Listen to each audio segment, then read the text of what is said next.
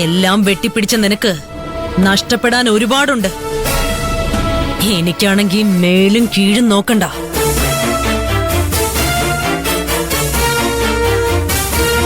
ഇപ്പൊ നമ്മൾ തമ്മിൽ ഏറ്റുമുട്ടിയ നഷ്ടത്തിന്റെ കണക്ക് നിനക്ക് മാത്രമേ ഉണ്ടാവൂ.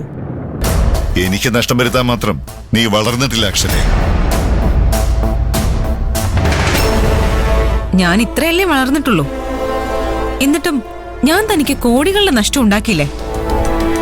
ലോക്കറിൽ നീ സൂക്ഷിച്ച കാശ് കത്തി നശിച്ചപ്പോ ഉണ്ടായ മണം ഇപ്പോഴും നിനക്ക് ഓർമ്മ കാണുമല്ലോ.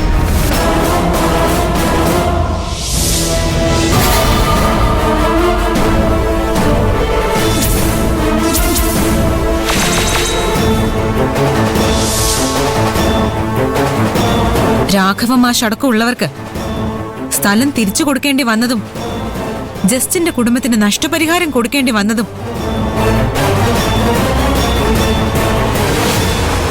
ഒന്നും നീ അത്ര പെട്ടെന്ന് മറക്കില്ല.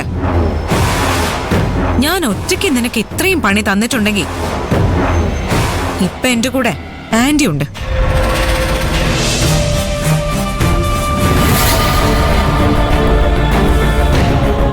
ഇനി ഞാൻ എന്തൊക്കെ ചെയ്യുമെന്ന് നീ ഒന്ന് ചിന്തിച്ചു നോക്ക്. അപ്പോ നീ ഇങ്ങനെയാണ് എന്നെ വീട്ടിൽ കയറി തല്ലിയത്? അതെ.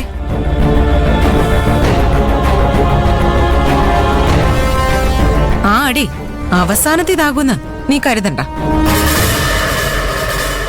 നിന്നെ ഇതിനകത്ത് വെച്ച് തീർക്കാൻ എനിക്ക് പറ്റും.